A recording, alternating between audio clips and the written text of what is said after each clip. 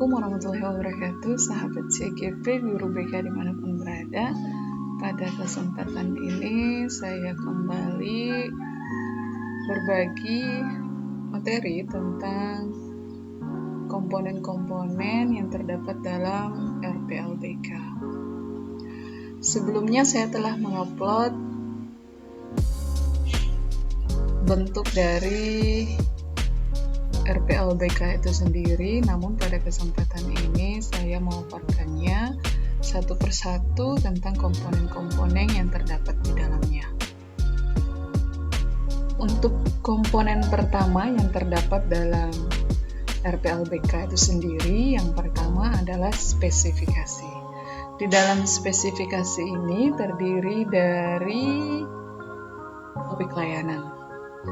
Bapak Ibu, untuk menentukan topik layanan tentu berdasar pada hasil analisis kebutuhan murid-murid kita atau hasil analisis alat ungkap masalah berdasarkan pada hasil angket yang telah diberikan sebelumnya. Bapak Ibu guru BK tentu sudah paham betul tentang hal ini. Misalnya kita ambil topik layanan tentang sikap peduli terhadap sesama. Nah, itu salah satu yang sering dibutuhkan oleh para murid. Yang kedua, sasaran.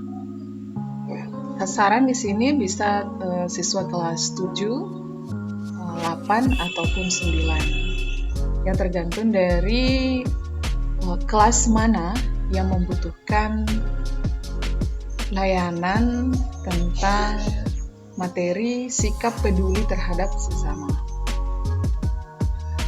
Oke, yang teknik, Bapak Ibu CGP guru BK dimanapun berada, boleh memilih atau menentukan metode teknik layanan BK, bisa dengan bermain peran, role play, atau bisa dengan diskusi. Bapak Ibu di sini boleh memilih metode teknik yang sesuai dengan kebutuhan murid-murid kita di kelas. Selanjutnya komponen. Lihat pada topik, yaitu sikap peduli terhadap sesama, maka komponennya masuk pada layanan dasar. Jadi untuk menentukan komponennya, Bapak Ibu melihat terlebih dahulu apa topik layanannya. Selanjutnya bidang. Di sini karena topik layanannya sikap peduli terhadap sesama, maka bidangnya adalah bidang pribadi. Jadi Bapak Ibu sahabat CGP, untuk menentukan komponen dan bidangnya itu kita melihat merujuk pada topik layanannya. Selanjutnya semester. Semester di sini Bapak Ibu bisa menentukan di semester ganjil atau genap, tergantung dari hasil analisis angkatnya, hasil analisis masalah, atau hasil analisis kebutuhan peserta didiknya dibutuhkan di semester berapa. Selanjutnya, komponen kedua yaitu tujuan. Di dalam tujuan terdapat capaian layanan. Capaian layanan yang kita butuhkan merujuk kembali pada topik layanan. Misalnya capaian layanan yang kita inginkan adalah kesadaran tanggung jawab sosial. Kesadaran tanggung jawab sosial sehubungan dengan sikap peduli terhadap sesamanya tadi. Selanjutnya, dalam tujuan itu terdapat tahap pengenalan. Tahap pengenalan, misalnya Bapak Ibu menjelaskan cara memperoleh hak dan kewajiban dalam kehidupan sehari-hari, yaitu mengaitkan hak dan kewajiban dalam aktivitas di lingkungan sekitar yang sudah diidentifikasi sebelumnya. Jadi tahap pengenalan ini Bapak Ibu menjelaskan cara memperoleh hak dan kewajiban, serta cara bagaimana mereka menjalankan kewajibannya sebagaimana yang terdapat dalam lingkungan masyarakat. atau budaya setempat.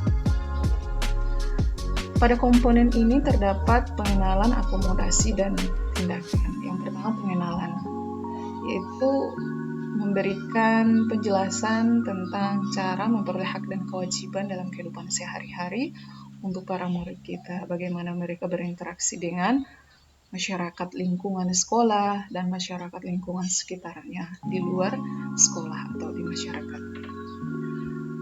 Selanjutnya akomodasi, yaitu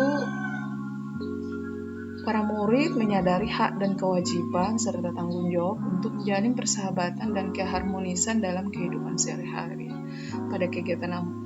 Pada tujuan bagian akomodasi ini, sekiranya Bapak Ibu guru BK memberikan penjelasan dan arahan bagaimana mereka menyadari dan memahami hak dan kewajiban mereka dalam bermasyarakat. Selanjutnya tindakan, yaitu saling menghormati, memahami, dan memiliki dalam berinteraksi dengan orang lain sesuai hak dan kewajiban atas dasar rasa kasih sayang. Nah, di sini para murid diajarkan atau kita berikan kegiatan role play, bermain peran bagaimana mereka saling menghormati, memahami, dan bagaimana mereka berinteraksi sesuai dengan hak dan tanggung jawabnya masing-masing.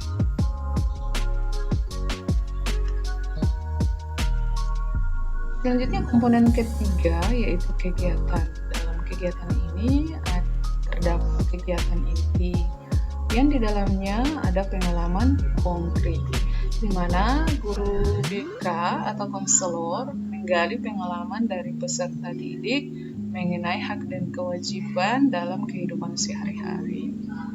Bapak Ibu guru BK konselor memberikan penguatan melalui penjelasan hak dan kewajiban dalam kehidupan sehari-hari.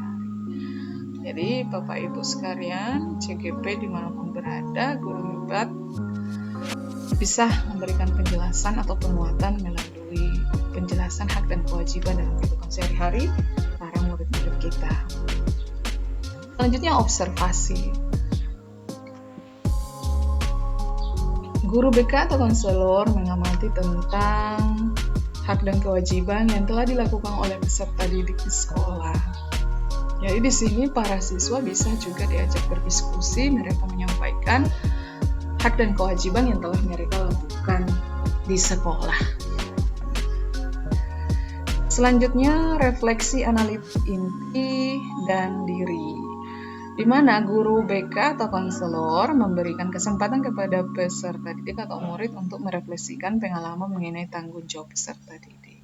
Nah, di sini juga mereka bisa mengungkapkan langsung atau mungkin menuliskan di kertas mengenai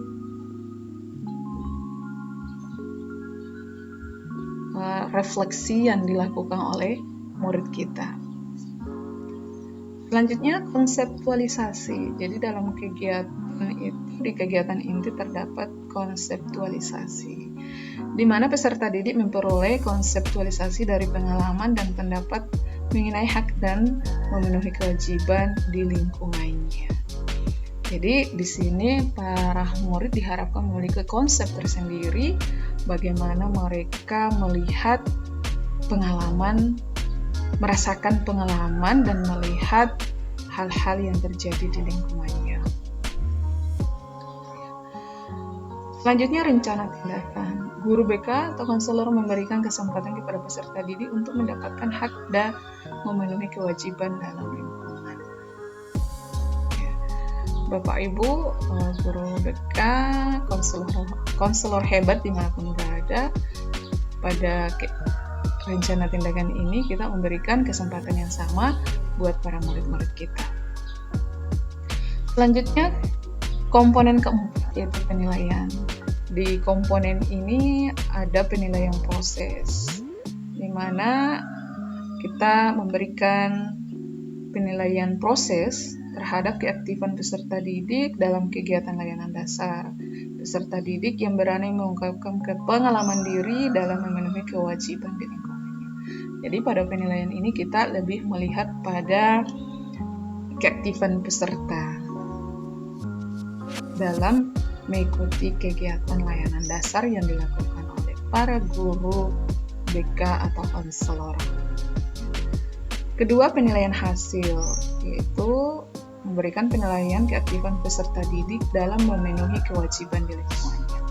Jadi untuk penilaian hasil ini lebih melihat bagaimana para murid kita mengaplikasikan apa yang dipahaminya dalam kehidupan sehari-hari, yaitu dalam berinteraksi dengan orang lain, baik itu temannya atau masyarakat di luar sekolah.